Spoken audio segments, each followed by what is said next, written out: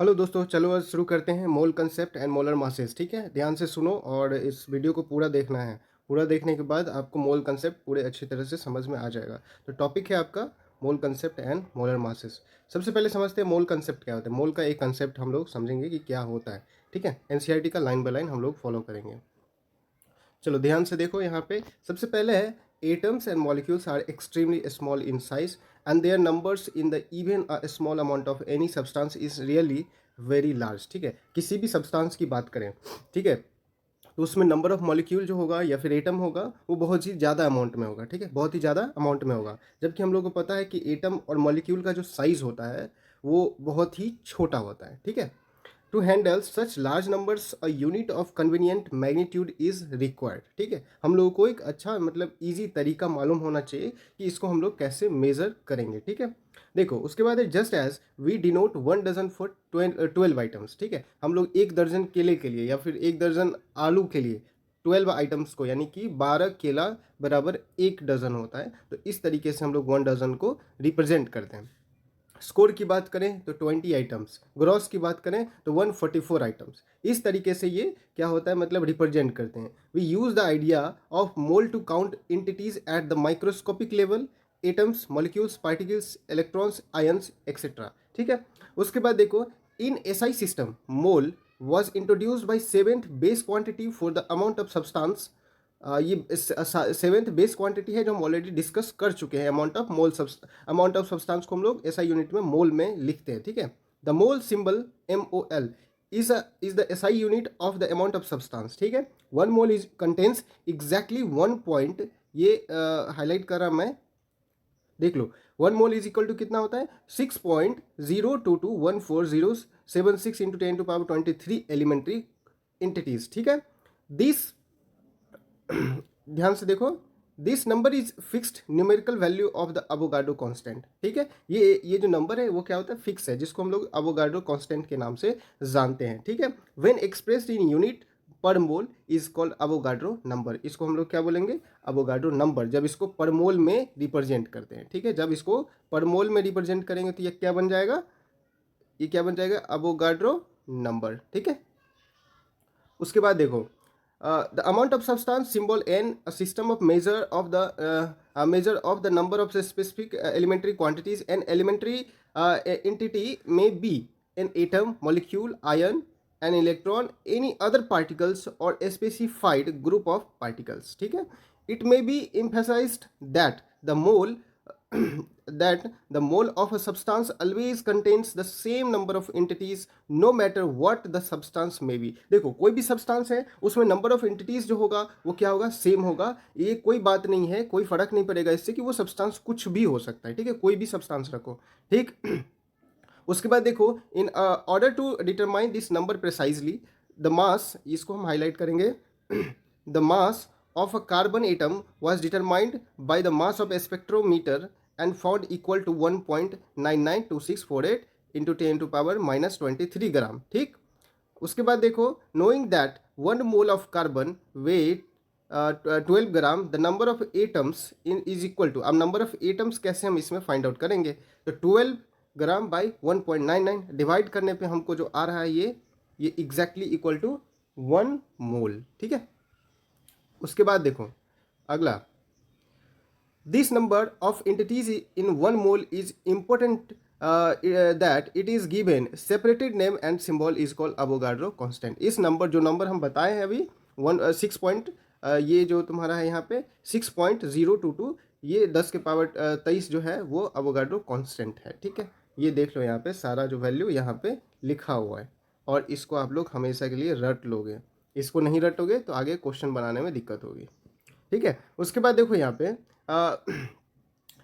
Avogadro number denoted by Na in honour of Amedeo Avogadro. Amedeo Avogadro को respect देने के लिए, in honour के लिए हम लोग इनका जो ये नंबर है उस उनके रिस्पेक्ट के लिए अवोगाड्रो कांस्टेंट याद करने के लिए ऐसे उनका नाम दिया गया है। ठीक है, ऐसा नहीं है कि उन्होंने ये नंबर को डिस्कवर किया या फिर दिया है। उसके बाद देखो to appreciate the largeness of this number let us write with all zeros without using any power of the 10। जब हम कोई पावर नहीं लिखेंगे तो इस तरीके से लिखाएगा। ठीक है, तो पावर का बहुत बड़ा रोल होता है भाई, कोई भी बड़ा चीज़ को छोटे स्पेस में लिखा जा सकता है। Hence, so many entities, atoms, molecules, ions, and other particles constitute 1 mole of the particle substance. We can therefore say that 1 mole of hydrogen contains 6.022 into 10 to power 23। ठीक है, ये याद रखना। 1 मोल ऑफ कोई भी चीज़ हो, एटम्स कंटेंस इतना, 1 mole of water molecules contains इतना, 1 mole of sodium chloride contains इतना। क्लियर, ये चीज़ अपना ध्यान से देख लेना। Having defined the 1 mole, it is easier to know the mass of 1 mole of substance or of a substance or the constituent entities. The mass of 1 mole of substance in gram is called molar mass. जब किसी भी substance का देखो, the mass of 1 mole of a substance, 1 mole of substance लेते हैं किस चीज़ में, ग्राम में, तो उसको हम लोग क्या कहते हैं, मोलर मास कहते हैं। ठीक है, क्या कहते हैं, मोलर मास कहते हैं। इसे आप लोग याद रखोगे। The mass of 1 mole of substance in a gram is called molar mass. जैसे कि मोलर मास ऑफ वाटर 18.02 ग्राम पर मोल। अब उसी तरह से देख लो, यहाँ पे क्या है, molar mass of sodium chloride 58.5 ग्राम पर मोल। ठीक है, सेकंड देख लो। अब उसके बाद जो टॉपिक है, परसेंटेज ऑफ कंपोजिशन, किसी भी कंपोजिशन का हम लोग परसेंटेज कैसे निकालते हैं, देखो। ठीक है, ध्यान से। So far we were leading the number of entities present in a given sample, but many time information regarding the percentage of a particular elements present in a compound is required. Suppose as an unknown or new compounds is given to you, the first question you would ask is what is its formula, or what are the constituent, and in what ratio they are present in a given compound. सही बात है, हम लोगों को ये question पहले दिमाग में आनी चाहिए कोई भी चीज़ को देकर के, उसका फॉर्मूला क्या है, उसमें कॉन्स्टिट्यूएंट पार्टिकल क्या है, और उसका रेशियो क्या है। ठीक है, for known compounds also such information provided a check whether the given samples contains the same percentage of elements as present in a pure sample. In other words, one can check the purity of a given sample by a analysis of this data. ठीक है, let us understand by taking example of water, since the water contains hydrogen and oxygen. ठीक है, the percentage of composition both these elements can be calculated follows. ठीक है, mass of element के लिए जो formula है वो देख लो, क्या फॉर्मूला है, mass of that element in a compound by molar mass of the compound. ठीक है, अब इसको देख लो। सबसे पहले मोलर मास ऑफ वाटर 18.02 ग्राम होता है।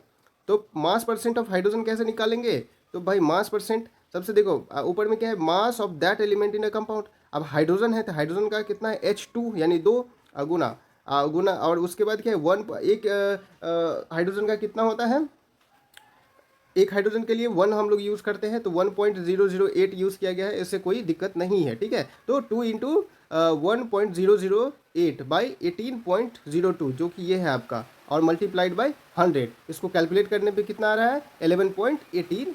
ठीक है, ये हो गया हाइड्रोजन का परसेंटेज। ठीक, उसके बाद है मास ऑफ ऑक्सीजन। अब ऑक्सीजन का कितना हो जाएगा, 16 बाई 18.02 मल्टीप्लाइड बाई 100, और देखो उसको कैलकुलेट करने पे 88.79 आ रहा है, जो किसका परसेंटेज है, ये हो गया ऑक्सीजन का। Let us take one more example, what is percentage of carbon, hydrogen, oxygen in the ethanol. Ethanol का फॉर्मूला ये होता है, इसमें कार्बन कितना है 2, हाइड्रोजन कितना है 5, और ऑक्सीजन कितना है 1, हाइड्रोजन कितना है 6। ठीक है, तो देखो ये हो गया तुम्हारा किसके लिए, कार्बन के लिए, जो 2 गुना 12 हो गया, और ये हो गया 6 चूँकि हाइड्रोजन है, और ऑक्सीजन के लिए कितना हो गया 16, सारा कितना हो गया कैलकुलेट करके 46। ठीक है, 46.068। ठीक है, ये देख लेना है, जो ऐड करोगे तो इतना हो ही जाएगा। मास परसेंट ऑफ कार्बन, अब देखो 24/46 करके 100 और 52 के आसपास आ रहा है। उसी तरह मास परसेंट ऑफ हाइड्रोजन 6/46 करके कैलकुलेट करोगे तो लगभग 13 आ जाएगा, और उसी तरह मास परसेंट ऑफ ऑक्सीजन करोगे 16/46 लगभग 34 आ जाएगा। तो इस तरीके से हम लोग मास परसेंट निकाल सकते हैं। After understanding the calculation percent of mass, let us now see what information can be obtain from the percentage of composition. ठीक है, उसको हम लोग क्या बोलते हैं, एम्पेरिकल फार्मूला। अब इस पे देख लो ध्यान से, ये चीज़ क्या हो जाएगा, एम्पेरिकल फार्मूला। अब देखो, an empirical formula represents the simplest whole number of ratio of various atoms present in a compound. इसको क्या करो, हाईलाइट करो, क्योंकि ये होल नंबर होता है ratio of various elements atoms present in a compound, whereas the molecular formula shows the exact number of different type of elements present in a molecules of a compound. ये आप लोग याद करोगे।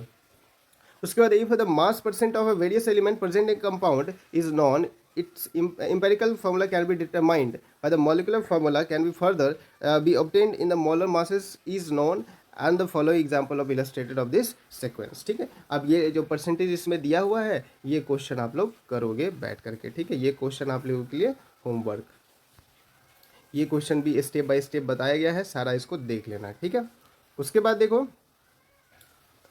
उसके बाद क्या है आप लोगों का stoichiometry and stoichiometric calculation. Stoichiometry का सिंपली मतलब क्या होता है, स्टोशियो का मतलब होता है मीनिंग क्या होता है एलिमेंट, और मेट्रॉन का मतलब होता है मेजरमेंट। ठीक है, अब देखो ये सब सारा लाइन अपना पढ़ लेना है। Let us study what the information available from the balanced chemical equation. ठीक है, बैलेंस्ड केमिकल इक्वेशन से ये लोग हम ये चीज़ पढ़ना होगा। जैसे कि देख लो CH4 को, यानी कि जब हम मीथेन को जलाते हैं in the presence of oxygen, carbon dioxide और वाटर बनता है। ठीक है, ये हो गया इस तरफ का रिएक्टेंट, इस तरफ का हो गया प्रोडक्ट। ठीक है, ये देखना है कि बैलेंस है कि नहीं, तो ये इक्वेशन बैलेंस है। ठीक है, उस तरह से देखो 1 mole of CH4 gram reacts with 2 mole of oxygen give 1 mole of carbon dioxide and 2 mole of hydrogen. सही बात है, इसको इस तरीके से भी लिख सकते हैं।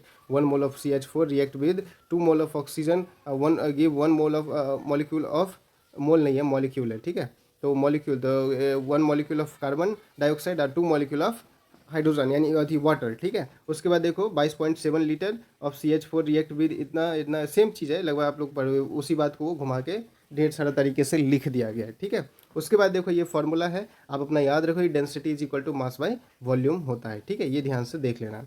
लिमिटिंग रिएजेंट का मतलब क्या होता है, लिमिटिंग रिएजेंट जैसे कि मान लो ये आपका केमिकल रिएक्शन हो रहा है। ठीक है, सपोज करो ये आपका यहाँ पे, यहीं पे हम समझा देते हैं, केमिकल रिएक्शन है। इस केमिकल रिएक्शन में जो सबसे पहले कंज्यूम हो जा रहा है, ठीक है, उसके बाद रिएक्शन क्या हो जाएगा, स्टॉप हो जाएगा। जो सबसे पहले कंज्यूम हो जा रहा है, जो उसके बाद रिएक्शन क्या हो जाएगा, स्टॉप हो जाएगा, तो उसको हम लोग क्या बोलेंगे, लिमिटिंग रिएजेंट बोलेंगे। ठीक है, लिमिटिंग का सिंपली मतलब समझो ना कि जिसका अमाउंट ऑफ क्वांटिटी क्या है, बहुत कम है। ठीक है, अमाउंट ऑफ क्वांटिटी क्या है, बहुत कम है।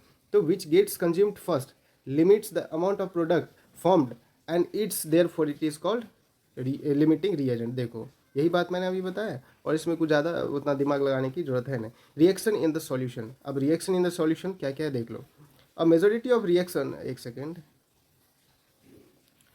अ majority of reactions in laboratories are carried out in a solution. ठीक है, ध्यान से देखो, अब इसमें है देयरफॉर इट इज, देख लो ध्यान से, therefore it is important to understand as how the amount of substance is expressed, then percentage in the solution, the concentration of the solution। ये सब सारा तरीका यानी कि concentration of solution कैसे निकालना है, परसेंटेज कैसे निकालना है, उसके लिए ये 4 बातें इसमें बताया गया है। सबसे पहला है मास परसेंट है, उसके बाद मोल फ्रैक्शन है, मोलारिटी है, मोलालिटी है। ठीक है, और तो बैलेंस केमिकल इक्वेशन आप लोग 10th क्लास में पढ़ ही चुके हो, इसको हम लोग थोड़ी देर में डिस्कस करेंगे। ठीक है, ये क्वेश्चन आप लोग कर लोगे। ठीक है, ये क्वेश्चन जो बनाया गया है एक्सरसाइज का, ये आप लोग कर लोगे सारा, कुछ भी नहीं छोड़ोगे। ठीक है, सबसे पहले अब हम लोग आते हैं मास परसेंट में। मास परसेंट क्या होता है, ध्यान से देखो, it is obtained by using the following relation. Mass percent क्या होता है, mass of solute by mass of solution multiplied by 100। ये फॉर्मूला का आप लोग क्या करोगे, एकदम रट जाओगे, mass of solute by mass of solution into 100, ये हो गया मास परसेंट। और वहीं पे उस क्वेश्चन बेस्ड